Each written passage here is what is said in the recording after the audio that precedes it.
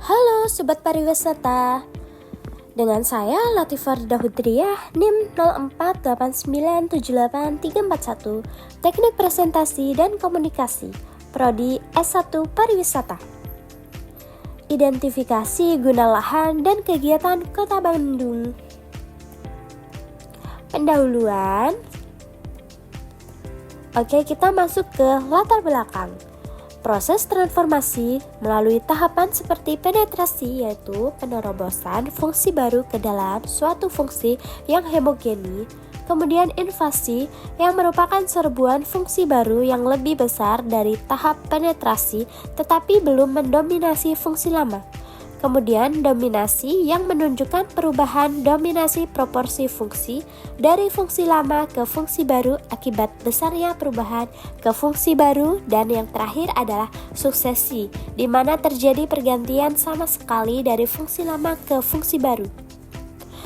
Kita beralih ke rumusan masalah, yang mana proses transformasi ini sering menjadi persoalan di dalam masyarakat karena pembangunan yang dilakukan oleh masyarakat seringkali tidak sesuai dengan rencana tata ruang kota.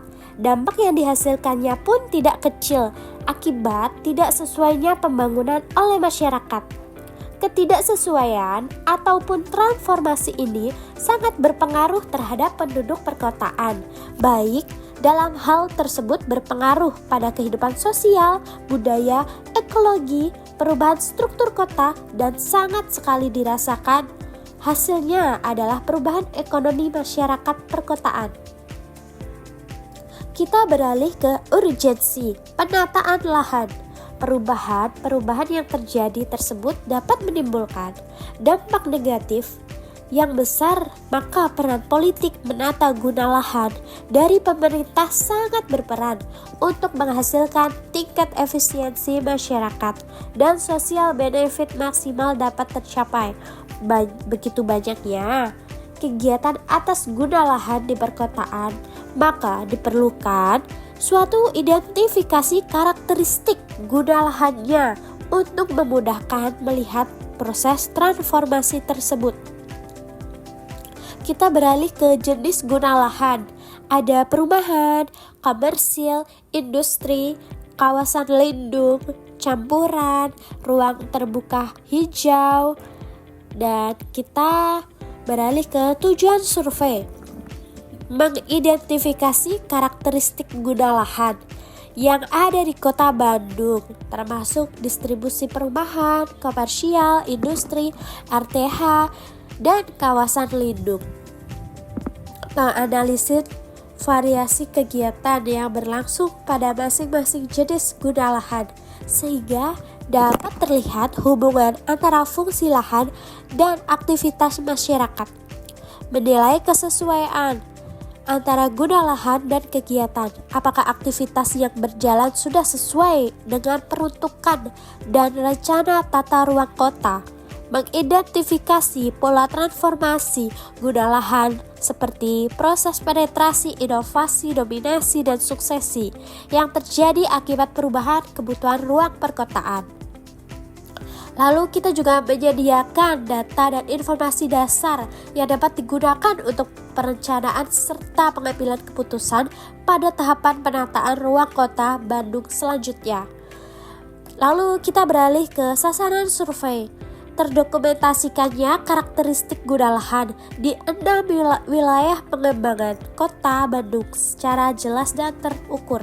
Teridentifikasinya variasi kegiatan yang berlangsung pada setiap jenis guna lahan seperti perumahan, komersial, industri, dan RTH. Diketahuinya pola perkembangan dan perubahan transformasi guna lahan di Kota Bandung, termasuk indikasi penetrasi, inovasi, dominasi, dan suksesi.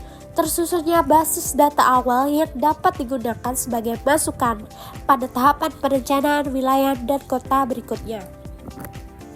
Lalu kita beralih ke keluaran. Keluaran yang diharapkan berupa satu laporan hasil survei. Keluaran siap pakai bagi kepentingan tahapan proses perencanaan selanjutnya. Laporan survei lengkap dengan visualisasi data. Dan ini saya paparkan yang mana denah atau peta lokasi survei Kota Bandung.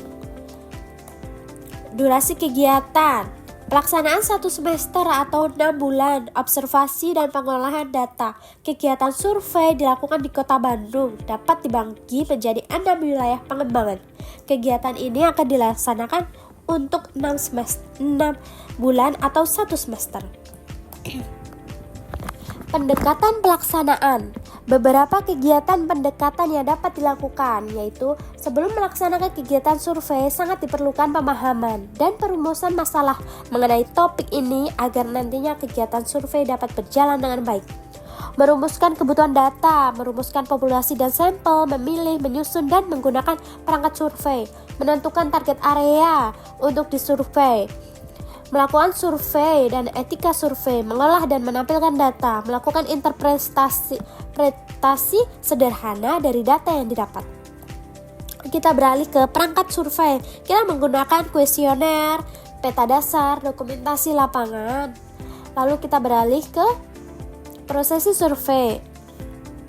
Beberapa langkah yang dapat dilakukan untuk mengorganisasikan kegiatan agar nantinya dapat berjalan efektif, yaitu 1. Membuat organisasi tim, membuat proposal kegiatan, membahas kegiatan, pola kebutuhan dan jenis data, pencarian data, perkiraan biaya, dan mengurus perizinan ke pihak yang terkait. Lalu kita beralih ke pengolahan data. Kodifikasi, tabulasi, visualisasi.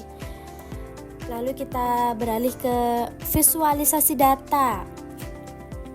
Pemaparan saya ini di sini 45% perumahan, yang mana penggunaan lahan di Kota Bandung menunjukkan dominasi kawasan pemukiman sebagai fungsi utama kota. Lalu 25% untuk komersial, meliputi pusat perbelanjaan, perkantoran, aktivitas perdagangan. Presentasi ini menggambarkan tingginya dinamika ekonomi dan jasa di Kota Bandung. 10% industri, yang mana di sini porsinya sedang atau tidak mendominasi, tetapi tetap penting sebagai penunjang ekonomi kota. Lalu ruang terbuka hijau 12%, yang mana berfungsi untuk penyeimbang ekologi, ruang rekreasi publik serta peningkat kualitas lingkungan. Dan kemudian 8% campuran, merupakan zona dengan berbagai fungsi yang tercampur seperti perumahan, komersial, dan perumahan jasa. Lalu karakteristik lahan, perumahan dominan, komersial di pusat kota, industri di pinggiran. Kita beralih ke variasi kegiatan, yang mana rumahan kegiatan berlangsung pada kawasan pemukiman, berfokus pada kebutuhan hidup sehari-hari masyarakat, contoh aktivitasnya hunian atau tempat tinggal. Kegiatan domestik seperti memasak, berkumpul, aktivitas sosial, fasilitas pendukungnya, pos ronda, tempat bermain, warung kecil, mobilitas ringan seperti keluar masuk penghuni, parkir kendaraan pribadi. Ciri utama yaitu intensitas rendah, fungsi tunggal sebagai tempat tinggal, suasana tenang.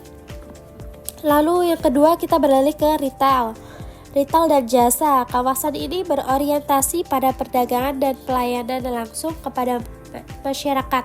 Aktivitas yang terjadi yaitu toko, minimarket, swalayan, dan pusat perbelanjaan, restoran, kafe, salon, laundry, bengkel, dan jasa lainnya. Perkantoran kecil, pelayanan administrasi, dan juga ciri utamanya adalah mobilitas tinggi, interaksi ekonomi kuat. Aktivitas lebih ramai dibanding pemukiman. Ciri utamanya yaitu fleksibel dinamika, aktivitas beragam terjadi dalam satu zona. Yang ketiga, kita beralih ke manufaktur, merupakan kawasan industri atau pengolahan yang menghasilkan barang. Aktivitas yang umum terjadi, produksi, perakitan dan pengolahan barang, penyimpanan dan distribusi hasil produksi, aktivitas transformasi barang, truk, kontainer. Lalu kita beralih ke kesimpulan dan saran. yang mana kesimpulannya guna lahan di suatu wilayah menunjukkan pola pemanfaatan ruang berdasarkan jenis aktivitas yang berlangsung. Kawasan rumahan didominasi oleh aktivitas permukiman yang berfungsi sebagai ruang hidup utama penduduk. Kawasan retail dan jasa menjadi pusat interaksi ekonomi dengan mobilitas tinggi melayani kebutuhan masyarakat sehari-hari. Kawasan manufaktur berfokus pada produksi dan distribusi barang sehingga membutuhkan ruang luas dan akses transportasi yang memadai. Kawasan campuran ini juga menawarkan pemanfaatan ruang menggabungkan berbagai aktivitas seperti perumahan, perdagangan, dan jasa dalam satu area. Variasi kegiatan ini mencerminkan dinamika perkembangan kota dan berpengaruh terhadap pola bergeraknya masyarakat, ekonomi, dan kualitas lingkungan. Saran optimalisasi tata ruang, pemerintah perlu memastikan setiap jenis guna lahan ditempatkan sesuai peruntukan agar aktivitas dapat berlangsung efisien tanpa saling mengganggu. Peningkatan ruang terbuka hijau khusus pada kawasan padat seperti permukiman dan campuran. Penambahan RTH penting untuk kualitas lingkungan. Pengembangan infrastruktur, kawasan manufaktur dan komersial memerlukan peningkatan aksesibilitas transportasi agar arus barang dan manusia lebih lancar. Pengawasan zonasi, pengawasan yang ketat diperlukan agar penggunaan lahan campur tetap terkendali dan tidak memicu konflik fungsi. Pengembangan potensi ekonomi lokal, kawasan retail dan jasa perlu mendapat dukungan kebijaksanaan untuk mendorong pertumbuhan ekonomi masyarakat. Daftar referensi seperti yang saya lampirkan ini ada 9 referensi. Dan juga sesi tanya jawab, silakan. Dan sekian presentasi